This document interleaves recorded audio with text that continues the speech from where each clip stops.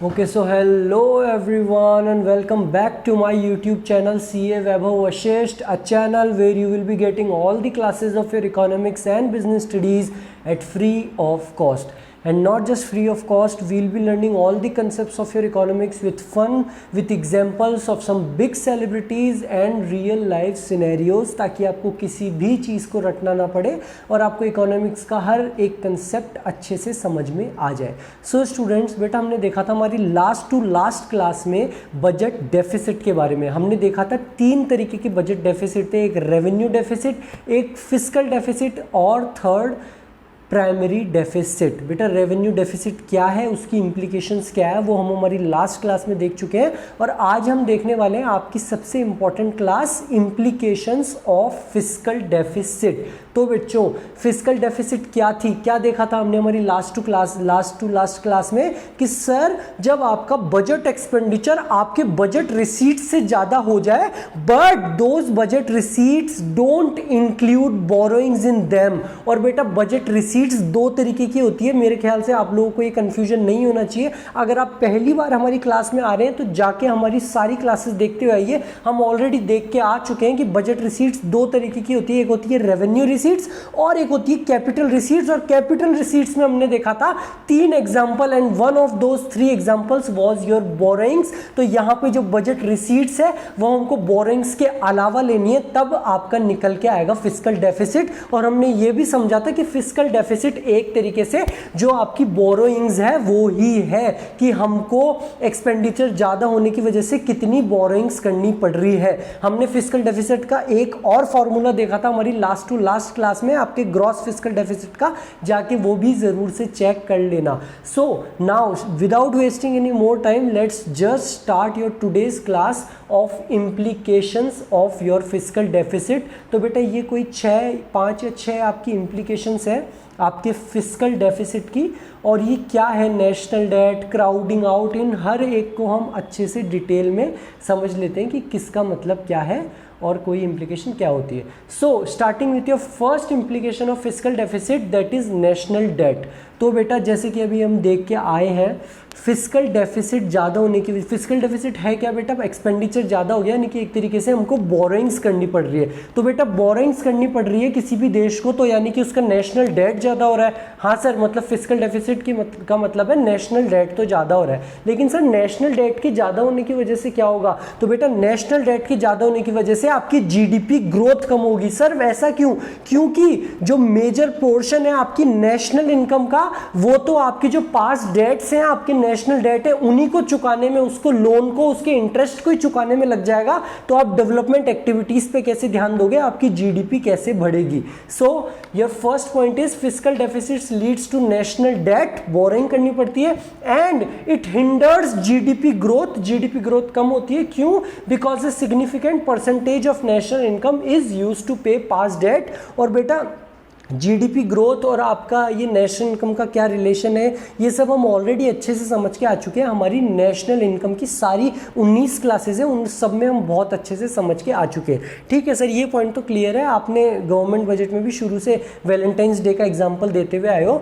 तो fiscal deficit है, यानी कि बोरोइंग्स करनी पड़ेगी, नेशनल डेट बढ़ेगा. नेशनल डेट का मतलब जीडीपी ग्रोथ कम होगी. इसके अलावा so your second implication of fiscal deficit is vicious circle of high fiscal deficit and low GDP growth.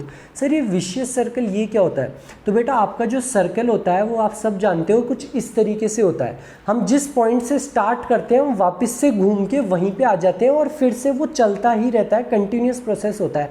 वैसे ही ये जो हमारा हाई फिस्कल डेफिसिट है, इसकी वजह से एक विशियस सर्कल बन जाता है. किस चीज़ का, हाई फिस्कल डेफिसिट और लो जीडीपी ग्रोथ का. सर वो कैसे, तो बेटा हाई फिस्कल डेफिसिट होने की वजह से हमारी जीडीपी ग्रोथ कम होती है. हाँ सर, अभी अभी आपने बताया, क्योंकि नेशनल इनकम का जो मेजर पार्ट है वो हमको डेट्स को ही पे करने में लग रहा है. So high fiscal deficit leads to low GDP growth. और क्योंकि किसी देश की जीडीपी ग्रोथ कम है तो उस देश को और लोन लेना पड़ता है और नेशनल डेट लेना पड़ता है डेवलपमेंट एक्टिविटीज करने के लिए. क्योंकि उन्होंने और लोन लिया तो वापस से उनका फिस्कल डेफिसिट बढ़ गया.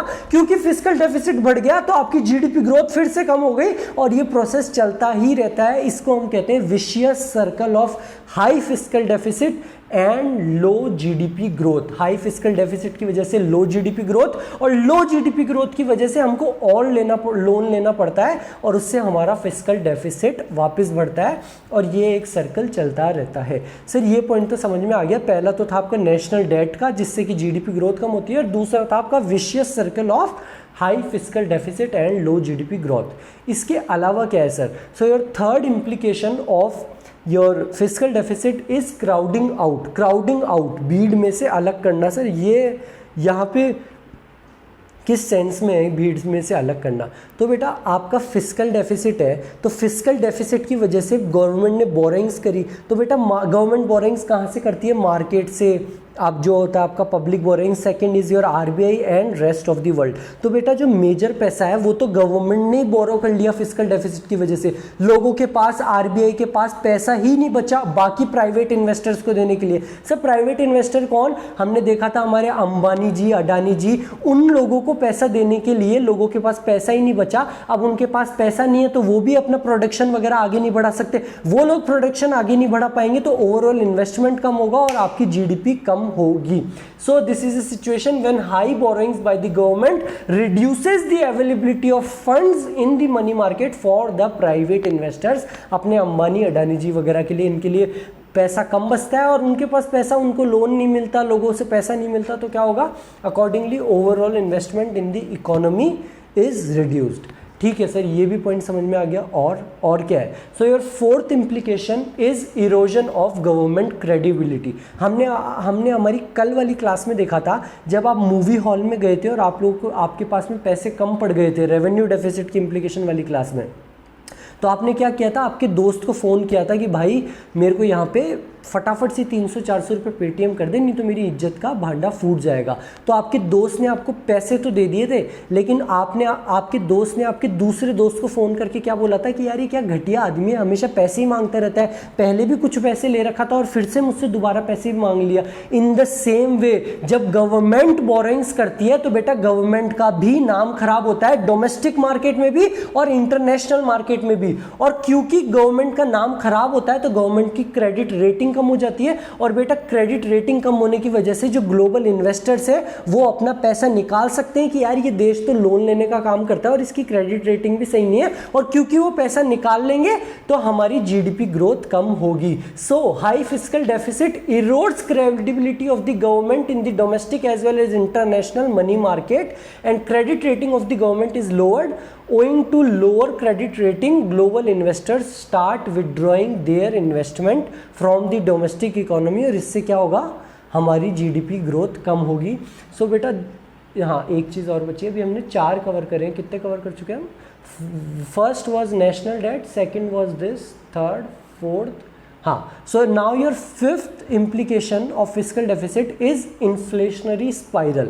और बेटा इन्फ्लेशनरी स्पाइरल अगर आपको समझना है, आप हमारी सारी क्लासेस देखते हुए आ रहे हो तो बहुत अच्छी बात है।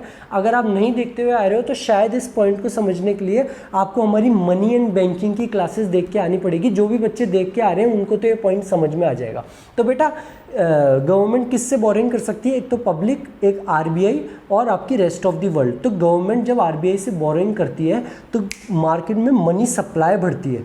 हाँ सर, ये आपने मनी सप्लाई वाले चैप्टर में भी समझाया था। और जब मनी सप्लाई बढ़ती है तो मनी सप्लाई के बढ़ने से क्या होता है? लोगों के हाथ में पैसा ज़्यादा आता है। लोगों के हाथ में पैसा ज़्यादा आता है तो डिमांड बढ़ती है। डिमांड बढ़ने की वजह से जनरल प्राइस लेवल बढ़ता है, और वो कंडीशन कौन सी होती है? हमारी इन्फ्लेशन की। So due to this high fiscal deficit हमारे एक इन्फ्लेशनरी स्पाइरल भी क्रिएट होता है। Borrowings from RBI is often linked to inflationary spiral in the economy. Why? Because borrowings from RBI increases money supply in the economy, and since the money supply is increased, लोगों के हाथ में पैसा ज़्यादा है, लोगों की डिमांड ज़्यादा हो गई है, तो जनरल प्राइस लेवल बढ़ जाता है। It increase in money supply leads to increase in the general price levels, और बेटा हमारी इन्फ्लेशन की कंडीशन आ जाती है। सो बेटा ये थे आपके 5 इम्प्लीकेशंस आपके फिस्कल डेफिसिट के। हमने देखा इन्फ्लेशनरी स्पाइरल, अभी हमने देखा नेशनल डेट, और नेशनल डेट की वजह से क्या होता है? आपकी जीडीपी ग्रोथ कम होती है और एक विशियस सर्कल बन जाता है हाई फिस्कल डेफिसिट और लो जीडीपी ग्रोथ का। Fourth was your crowding out, आपके जो सारा पैसा ही अगर गवर्नमेंट ले लेगी लोन के रूप में तो जो प्राइवेट इन्वेस्टर्स हैं उनको लेने के लिए पैसा नहीं बचेगा और ओवरऑल इन्वेस्टमेंट इकोनॉमी में कम होगा। And the fifth was erosion of government credibility, loan लेने की वजह से गवर्नमेंट का नाम खराब होता है, क्रेडिट रेटिंग खराब होती है हमारी डोमेस्टिक और इंटरनेशनल मनी मार्केट में, उस वजह से ग्लोबल इन्वेस्टर्स अपना पैसा निकाल सकते हैं, क्योंकि ग्लोबल इन्वेस्टर्स अपना पैसा निकाल रहे हैं तो हमारी जीडीपी ग्रोथ कम होगी।